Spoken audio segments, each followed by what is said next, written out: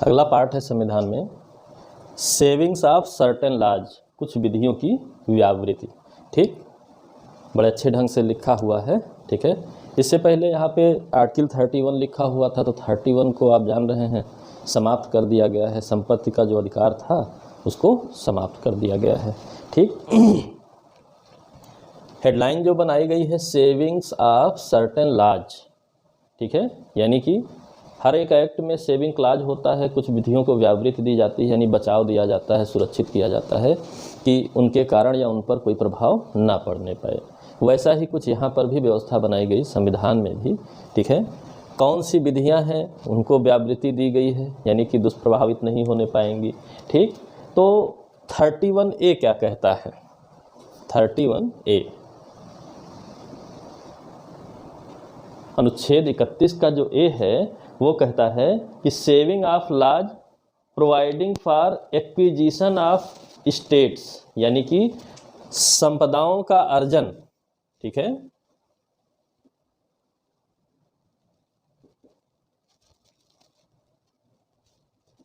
इकतीस में संपदाओं के अर्जन की बात जो थी वो लोगों के लिए थी, नागरिकों के लिए थी, लेकिन अब 31A में क्या लिखा है? संपदाओं का अर्जन, यानी कि एक्विजिशन ऑफ जो प्रॉपर्टीज है। ठीक है, ये स्टेट के लिए दिया गया।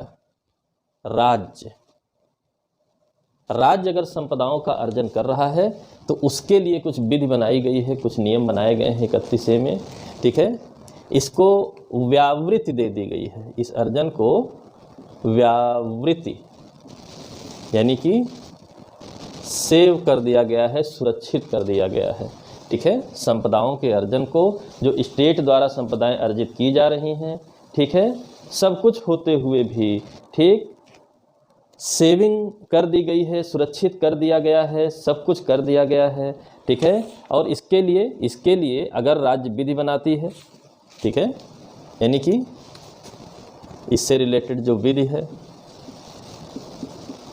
तो आप जानते हैं विधि शब्द के अंतर्गत अनुच्छेद 13 की बात होती है।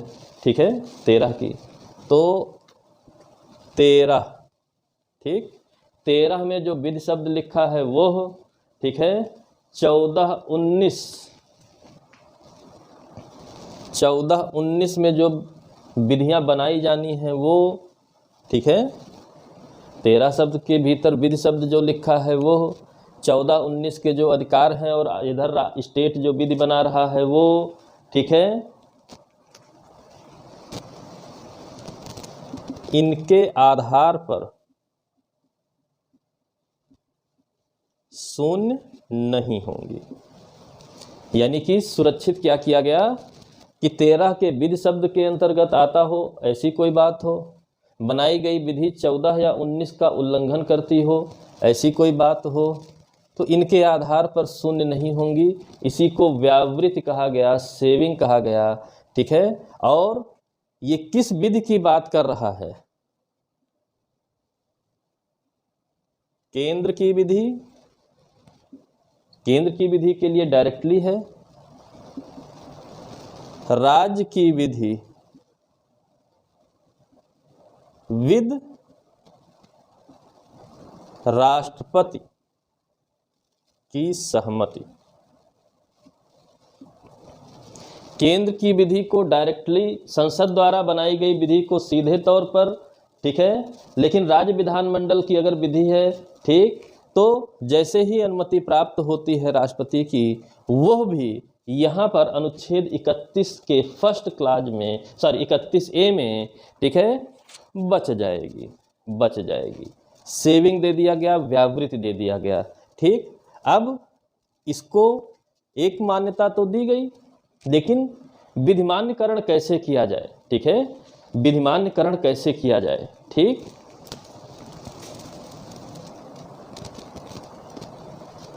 केंद्र और राज्य की जो विधियां हैं राष्ट्रपति की सहमति से, उनको वैलिडिटी दी जाएगी, validation of certain acts and regulation. ठीक है, विधिमान्यकरण।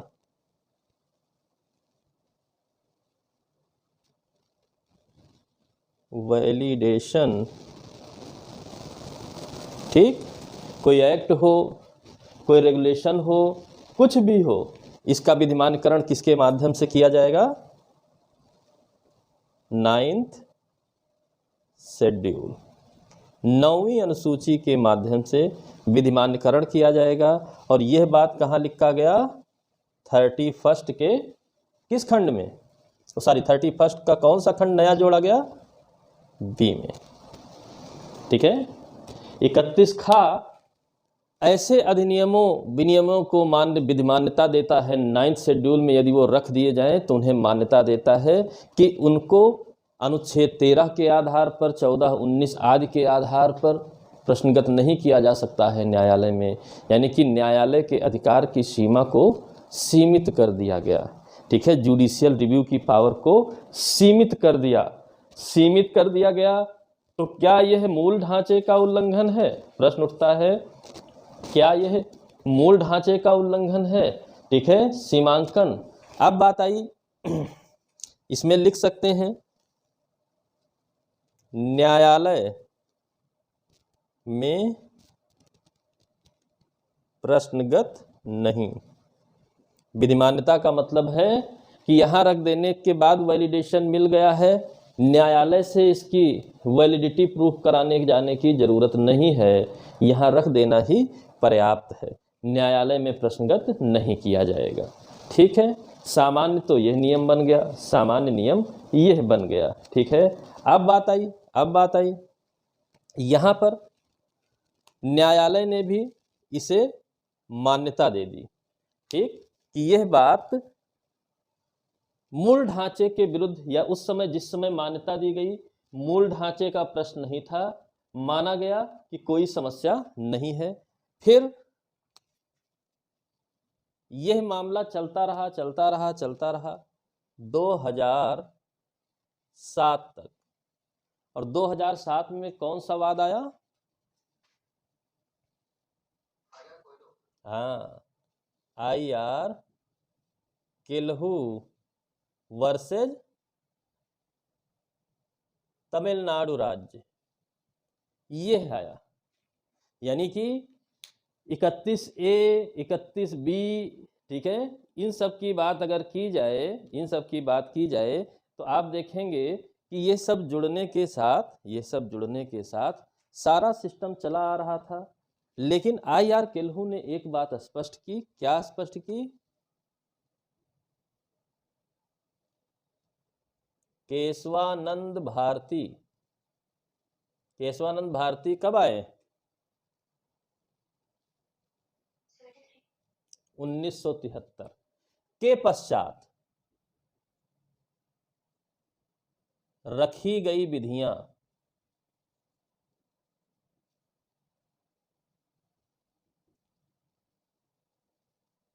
प्रश्नगत की जा सकेंगी।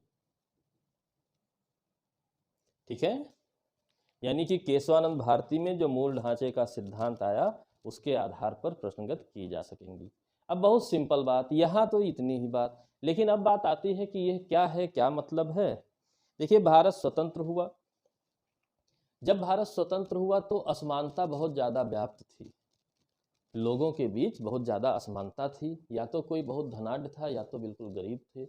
अब समानता को लाने के लिए, ठीक है, सरकार को अपनी भूमिका में आना पड़ेगा। यानी कि जिनके पास अतिरिक्त है उनका एक्वायर करके, जिनके पास कुछ भी नहीं है उनको देते हुए समानता का एक प्रयास किया जाए, ताकि भारत में सभी लोग समान स्थितियों को प्राप्त कर सकें। इस उद्देश्य के साथ ये सब रचनाएं आपकी हैं, ये सब अमेंड किए गए हैं। ठीक है, अब ये सब जब अमेंड कर दिए गए, सारी बातें आ गई, तो प्रारंभिक तौर पे अगर देखा जाए कि इस संपदा में, ठीक है, संपदा की जो बात हो रही है, संपदा में सबसे बेसिक संपदा कौन सी होती है? तो उसका उत्तर होता है भूमि। ठीक है, इसका उत्तर क्या है? इस संपदा का उत्तर क्या है? भूमि। ठीक, तो भूमियों का वितरण बड़ा असमान था। 10% लोगों के पास 90% उत्पादन करने वाली भूमियां थीं, और 90% लोग वहां पर मजदूर या इस टाइप से लोग थे जो काम करते थे, उनके पास स्वामित्व का अधिकार नहीं था, ये कहिए कि इस प्रकार का अधिकार नहीं था कि वो भूमि यह कही जा सके कि उनकी है। यहीं पर सरकार को हस्तक्षेप करना था कि उत्पादन के साधनों में जो सबसे प्रमुख साधन है भूमियाँ, उनका वितरण अगर समान नहीं होगा तो हम संविधान के कल्याणकारी राज्य के लक्ष्य को प्राप्त नहीं कर सकेंगे। उसके लिए यह नियम बनाए गए कि अगर सरकार, ठीक है, संपदाओं का अर्जन करती है, ठीक है, तो उसको सेव कर दिया गया, सुरक्षित कर दिया गया कि सरकार के ऊपर कोई बाध्यता नहीं रहेगी कि वो ऐसा नहीं कर सकती है। और ज़्यादा मजबूती आ गई जब विधियों का विधिमानकरण भी होने लगा, यानी प्रथम शेड्यूल से ही, प्रथम संशोधन से ही 9 शेड्यूल की व्यवस्था बनाई गई कि इस शेड्यूल में रखी गई विधियां न्यायालय में प्रश्नगत नहीं की जाएंगी। यानी कि एक उद्देश्य लेकर चला गया और मूलतः समता के उद्देश्य को प्राप्त करने के उद्देश्य से यह बातें जोड़ी गई। ठीक, लेकिन कालांतर में 9 शेड्यूल का दुरुपयोग होने लगा। तमाम तरीके की राजनीतिक मुद्दों से संबंधित बातों में विधियां बना करके, ठीक है, विधियां बना करके 9 शेड्यूल का लाभ लिया जाने लगा, जिस पर वाद विवाद बहुत बढ़ता रहा और अंततः IR केल्हू वर्सेस तमिलनाडु राज्य 2007 में यह बात को स्पष्ट करता है कि जो प्रारंभिक उद्देश्य था हमें उसमें कोई समस्या नहीं है, बहुत अच्छा उद्देश्य था, संविधान के लक्ष्यों को प्राप्त करने का उद्देश्य था, उनको हम प्रश्नगत नहीं करने जा रहे हैं। लेकिन केशवानंद भारती में प्रतिपादित जो मूल ढांचे का सिद्धांत है, यदि बेसिक स्ट्रक्चर के विरुद्ध किन्हीं विधियों को बनाकर 9 शेड्यूल के सहारे विधिमान्यता देने का प्रयास किया जाएगा तो बेसिक स्ट्रक्चर के आधार पर उनको प्रश्नगत किया जा सकता है। फिर देखा जाएगा कि बेसिक स्ट्रक्चर के विरुद्ध है या समर्थन में है, उसके अकॉर्डिंग निर्णय लिया जाएगा। यानी कि 2007 से यह नियम हो चुका है कि केशवानंद भारती के बाद के पश्चात रखी गई विधियों को, उससे पहले नहीं, उसके पश्चात रखी गई विधियों में यदि कोई विधि बेसिक स्ट्रक्चर के विरुद्ध है तो उसके विरुद्ध न्यायालय में, ठीक है, वाद लाया जा सकेगा, प्रश्नगत किया जा सकेगा ताकि उचित निर्धारण किया जा सके। ये बिल्कुल सिंपल सा है। ठीक, इसके अलावा बहुत कुछ बातें हैं, बहुत सी चीज़ें हैं, उन चीज़ों को आप देखते रहिए, कौन कौन सी चीज़ों को जोड़ा गया है, कौन कौन सी चीज़ों को नहीं जोड़ा गया है, उनको आप लिस्ट देख सकते हैं, सारी चीज़ों को आप लिस्ट देखते रहिए, कोई समस्या नहीं है, कोई समस्या नहीं है। ठीक है, इसके बाद आता है नेक्स्ट अनुच्छेद। ठीक है, नेक्स्ट अनुच्छेद आता है, ये थोड़ा सा खतरनाक टाइप का है। ठीक है, नेक्स्ट अनुच्छेद है आपका 31 गा। ठीक है, 31C क्या कहता है? ठीक, नीति निदेशक तत्व जो हैं, जो DPSP के तत्व हैं, एलिमेंट्स हैं, ठीक है, इसको मूल अधिकारों पर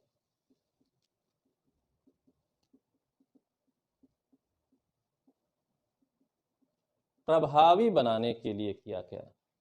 ठीक है, 31 गा 25वें संविधान संशोधन में किस आधार पर जोड़ा गया, किस लिए जोड़ा गया कि DPSP मूल अधिकारों पर प्रभावी होगी।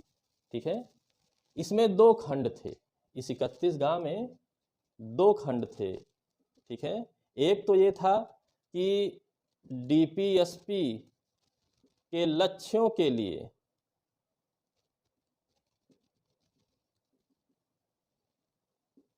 प्रभाव, ठीक है, प्रभावी बना दिया गया, और दूसरा खंड था न्यायिक पुनर्विलोकन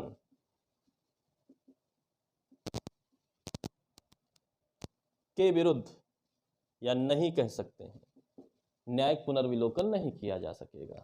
ठीक, 2 खंडों में 31 गा बटा हुआ है कि DPSP के लक्ष्यों को प्रभावी बनाना, और दूसरा खंड इसका है कि न्यायालय में उसे प्रश्नगत नहीं किया जाएगा, यानी जुडिशियल रिव्यू के तहत ये नहीं हो सकता है। इन 2 खंडों में क्या किया गया? ठीक, पार्टीशन कर लीजिए। प्रथम खंड विधिमान्य है, दूसरा खंड, ठीक है, शून्य है। और ये बात किसमें कही गई?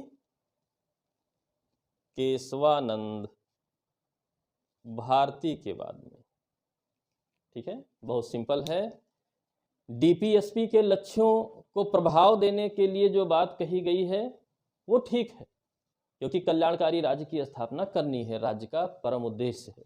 लेकिन अगर आप यह कहिए कि न्यायालय में पुनर्विलोकन नहीं हो सकता है, डीपीएसपी के तहत बनाई गई विधियां जो मूल अधिकारों पर प्रिवेल कर रही हैं, न्यायालय में प्रश्नगत नहीं हो सकता, तो यह बात ठीक है उचित नहीं है, यह शून्य होगी। आप ही विधि बनाओगे, आप ही सब कुछ करोगे, आप ही स्वयं थोड़े डिसाइड कर सकते हैं कि ये डीपीएसपी के लक्ष्यों को पूरा कर रही है और मूल अधिकारों पर प्रभाव दे दिया गया तो कोई बात नहीं। नहीं, क्या पहले खंड की विधिमान्यता जिसकी दी गई है, पहले खंड में वो लक्ष्य पूरा हो रहा है जिसके लिए है, ये बताएगा न्यायालय। ठीक है, ये स्वयं ही आप विधि बनाकर स्वयं ही नहीं डिसाइड कर सकते हैं, ये नेचुरल जस्टिस के विरुद्ध है।